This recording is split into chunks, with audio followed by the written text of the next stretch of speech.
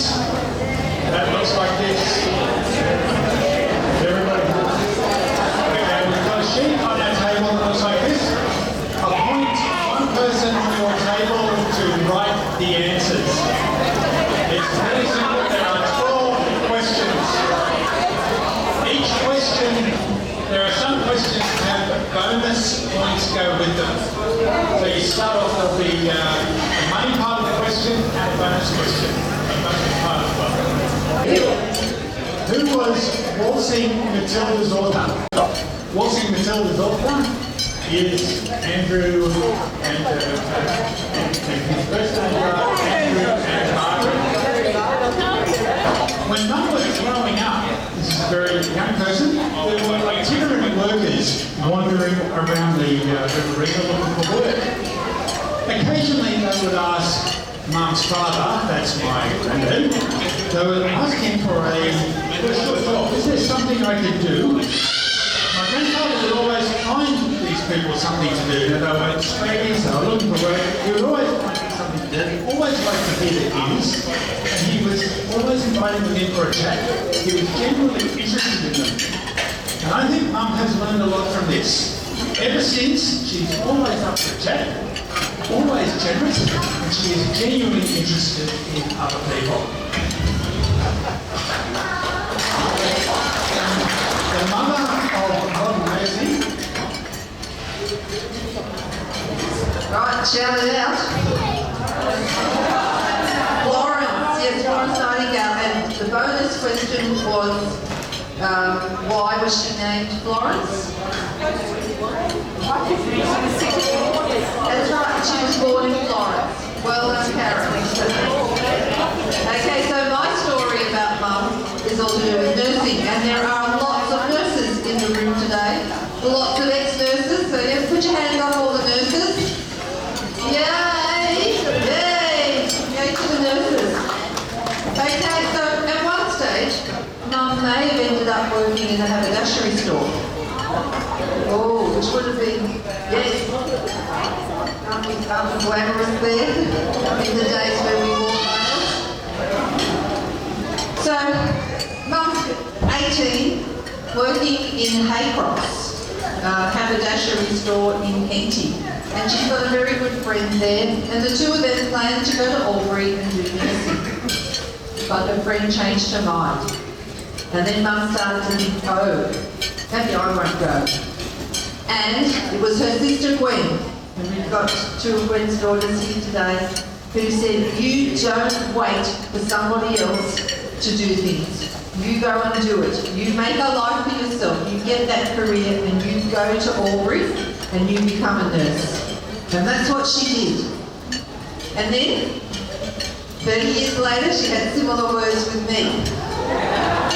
And it was that I was not going to have a gap year and sit around doing nothing. I was going to earn some money and go and be a nurse. And I've never regretted it. It has been absolutely wonderful. So thank you to Auntie Gwen for sending Mum and Mum for sending me. The Army Barracks located in the Royal Women's Hospital is Victoria Barracks, and the water tunnel underneath it is called Busby's Bore. Who's known that, Okay, so the story about nursing continues. And Mum finished her 4 years at Albury, and then went and did midwifery, and that meant coming up to the big smoke of Sydney. So that's a bit scary, having to come all the way up here. And in those days, it was a 14-hour train ride for her to come home to visit her mum and dad. There was none of the Facebook and everything else that we're going to hear about later. So even though my daughter is 14-hour flight away, we are instantaneously chatting. But Mum was this young 22-year-old who definitely wasn't going to be spending her evenings writing letters home to Mum and Dad. She was out going to the dances with all the other nurses. And so they trooped off down to the town hall, was it? And Paddington Town Hall. And of course all the soldiers from Victoria Barracks are there as well. And then Mum met this dashing soldier. whose name was George. So of course the first thing that you do when you see someone you think looks interesting is to say to your girlfriends, what do you think? So they said, yeah, he looks pretty good. So the night comes to an end, and Dad, George, says to Mum, can I walk you home? So she said, you have to take my girlfriends home too. Now the only thing was that she lived just across the road from the town hall, but I have a feeling they did sort of a stroll around the block before they said goodnight. And thank goodness, because now there's Ian and I, yes, and all those happy years of marriage that led on from that.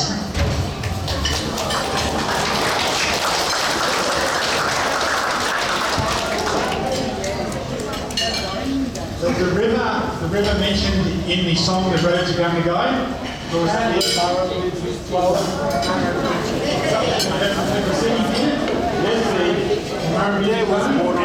The water that is in the Murrumbidgee is the that comes through the Tumut River and is topped up by the Snowy Coast. But in Mum's case, it's not so much the road to Gundagai, but the road past Gundagai. In fact, if you came the road to Merrylands, you've heard these stories of how Mum got there. But in fact, Mum liked it so much that she talked her father into heading up to Sydney too. He came up the same road. He built an extension to his caravan that we all knew as the Taj Mahal. And during the 60s and 70s, he built a lot around the new community of where we are. And Mum is continuing to build this bigger, wider community. Next question. Question 5, the Melbourne Cup winner was, of course, Carlo. When it comes to the Melbourne Cup, Janice was called into work. Right, so the Melbourne Cup stories about Mum. One of the first things that she taught me about Melbourne Cup was how to run a sweep. And so around the streets in Lockwood Street where we grew up, Mum was organising the sweep, making sure we got the Sunday paper, cutting out all the names of the horses, and then divvying out the wins later. And she continues to do that with lots of things today. She's taught me how to run a decent sweep, and Laura and I were just having a talk about her running one in Canada next year for the people who even heard about the Melbourne Cup in Canada, which is fabulous, isn't it? Our race is so good. But one thing I want to mention is we're seeing a very stylish woman here today, but on Melbourne Cup Day, she surpasses all levels of stylishness. And has often been the winner of the best dress, the best hat, and sometimes when I'm with her, best mother-daughter. Yeah. So we brought the merino sheep to Australia. John MacArthur, and those of you who were living in this area and have visited Elizabeth Farm, that was his wife. Janice is going to tell you a bit about knitting. Right, so we could do with our knitted jumpers in here today. It's the air conditioning rather cool. But Mum is an absolutely fantastic knitter and taught me to knit. I think we're all wearing hand-knitted jumpers from Mum. Now I'm talking into the microphone. So it was lovely when I was growing up to be able to sit on the lounge next to Mum. And as I drop a stitch or go, I can't do this, it's too hard, she would just fix it up and say, come on, you can do it. And so now today I can knit just about anything, which is fabulous for a girl who lives in the cold weather, who's picked some lovely patterns for scarves and beanies for me to knit over the next few months. The Prime Minister of Australia in 1974 would just accept one word for that, it was golf. His last day in office was the 11th of November 1975. Janice first day, 1972.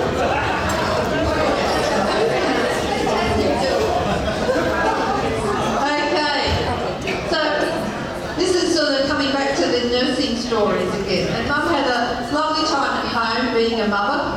homemaker, knitting and cooking and doing all sorts of things. But then the Daily Telegraph went on strike, and it was an extended strike, and so the money got to be a little bit scarce at home. And Mum said, I'll go back to work for a few weeks. So 20 years later, 25 years later, she was still there at Concord, working away, having a ball.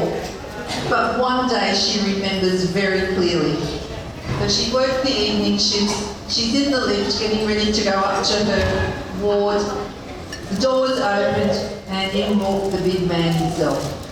And I only had one little minder with him, and he just said, "Good afternoon, ladies." And I went, wow.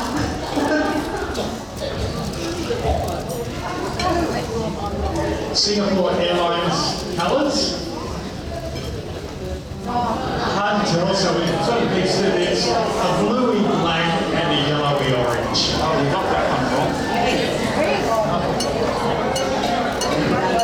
The slogan was a great way to fly. I want to tell you about my parents' travel. A lot on Singapore Airlines, and even well, better than the t-shirt. That's a real shirt. And just with their travelling, it's made a very interesting conversation partner, because whenever the grandchildren, when her granddaughter and grandson was studying in Boston, Mum had been there. She was able to chat about the things that were in Boston. When Janice and Lauren were watching Wimbledon and being on TV doing it, Mum talked about being in London. When we were in Europe, US, Singapore, Hong Kong, Mum's well travelled. And when it comes to domestic tourism, or inside Australia, to quote Lucky Star song, Mum's been everywhere. Maryland's public school opening here. It's easy, there are some locals. Okay, I did hear somebody say, was I one of the first students there at Maryland's Public? No! I was not there in 1886. I got it wrong, Right.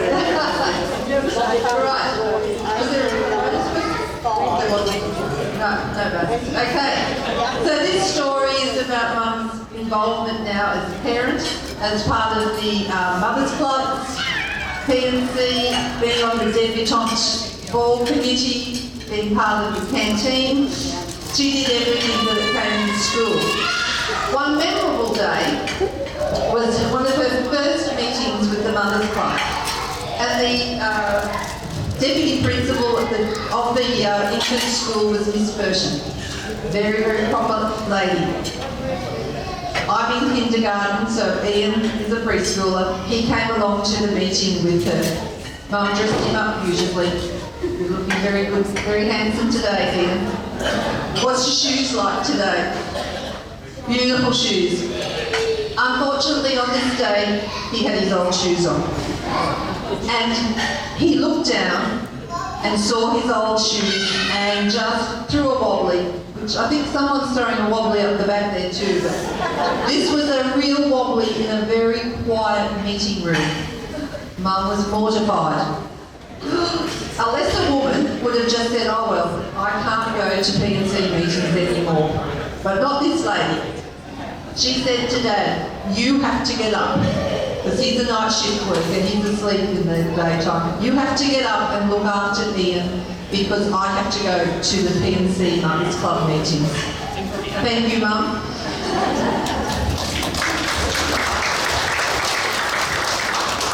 Did you know Mrs. Oliver, the deputy? I didn't. Well, I probably did, but I don't remember.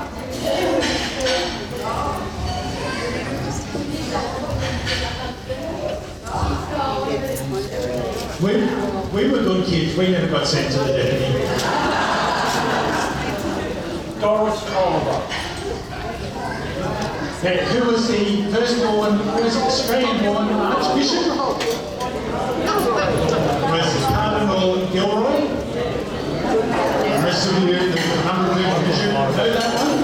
The bonus point is his birthday was John and Thomas. Norman Thomas Gilroy. Yeah, so the good Catholics from the village knew that one.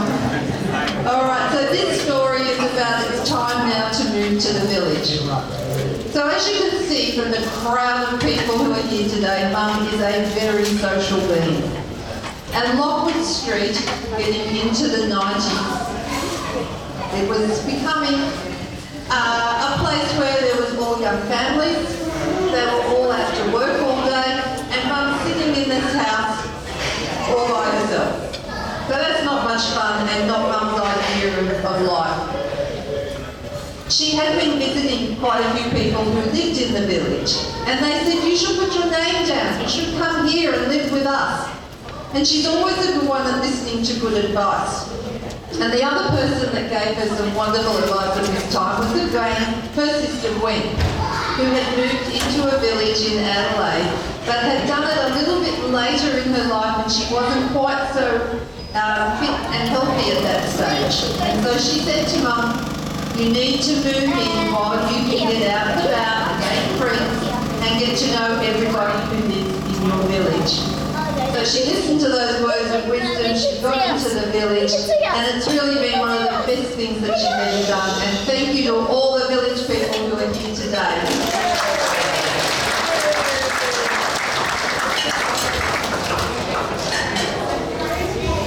The Crown, season 1 and 2. Claire Foy played the Queen in 1 and 2, and Olivia Colman will be the Queen in season 3. Now, for most people, getting a text message from your mother at 10 o'clock at night might be something that you would consider. You go, I just got a text from Mum at 10 p.m.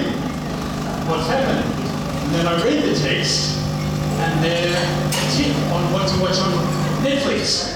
So Mum will be telling me, I've just watched this great film on Netflix, you've got to watch it. So I add it to my list. And then they're often very good. Now, if anybody else would like to be on this mailing list, come and see me. We can give you some really good tips on what to watch on Netflix. And if, I think at some point, we may even be able to monetize it. The founder and current CEO of Facebook, Mark Zuckerberg, and the famous one, the movie was The Social Network.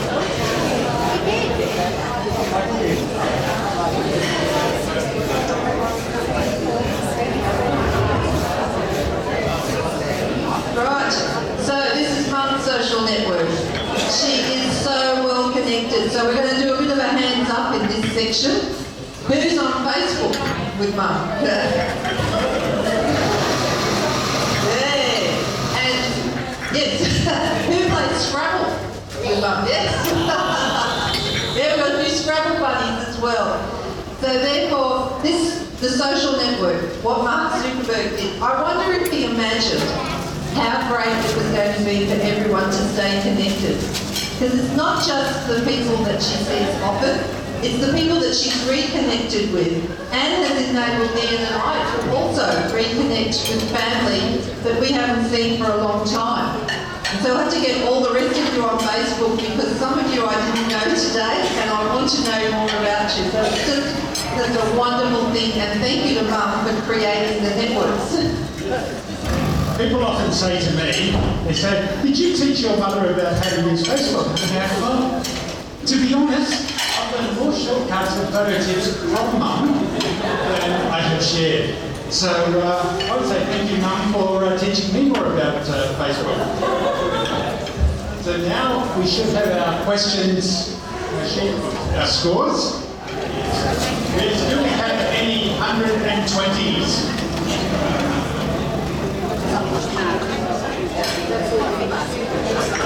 Okay, no, any 110s? We've got 100.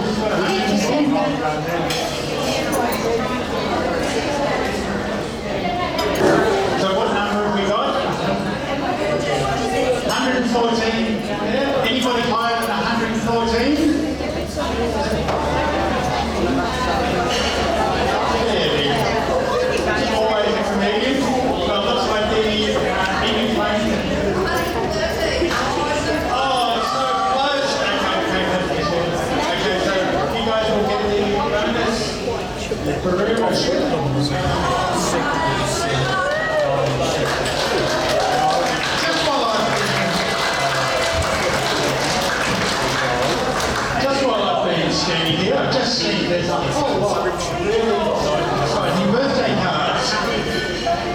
we've made a terrible salt. Yes, we've got some very interesting birthday cards. I just looked along here. Mum has lived at postcode 2160 on the postcode for how long? More than 60 years, more than 2/3 of her life. So we've got I just noticed among the letters here. We've got one from the local member.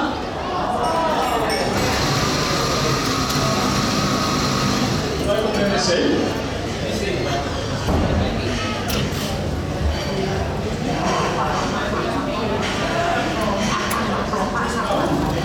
there's a card from Chris Bowman, hoping that you enjoyed today's program. You can read that. He needs to update his photo. There may be some other ones in here. Ooh. I wonder who else could be wishing Mum a happy birthday. How good is this Friday? How good is it to be going?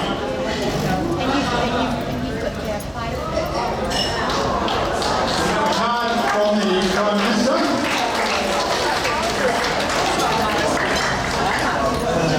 With a certificate of congratulations.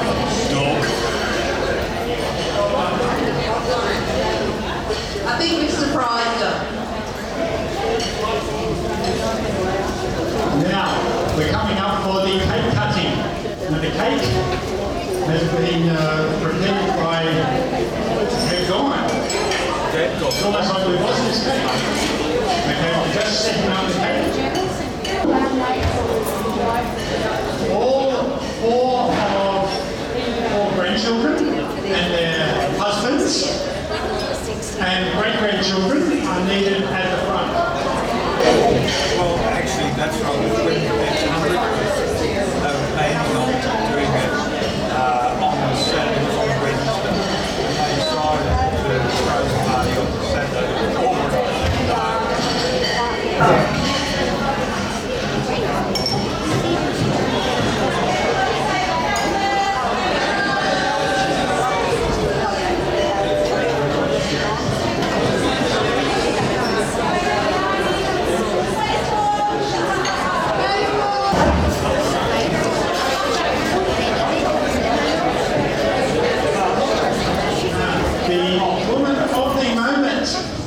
Birthday girl herself is about to reply. Well, nice. What a beautiful afternoon. What a beautiful afternoon it is. It is so good to see you all here. Whether you come from Canada or Maryland or Europe. And I would like to say now a special thank you to a few people. Well, first of all, Melinda.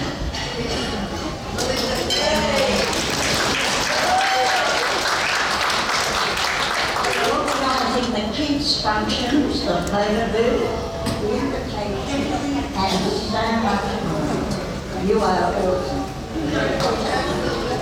Well, you're a champion. And thanks to Tanzania for all your help today. And the delighted and pictures, everybody's there, and the good things. So thank you. And thank you to Leanne. And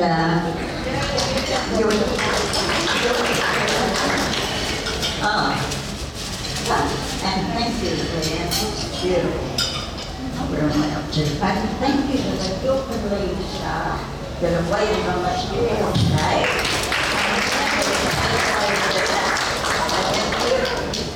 And so now I have some.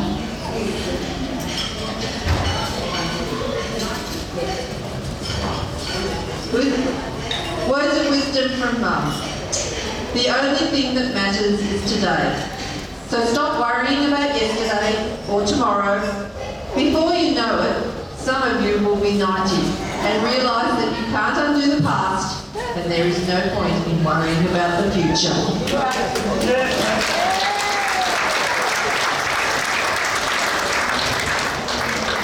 And God bless you all.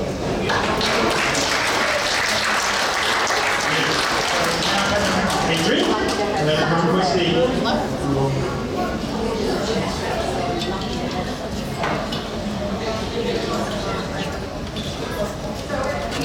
to Norma. Thank you. Happy birthday, Norma.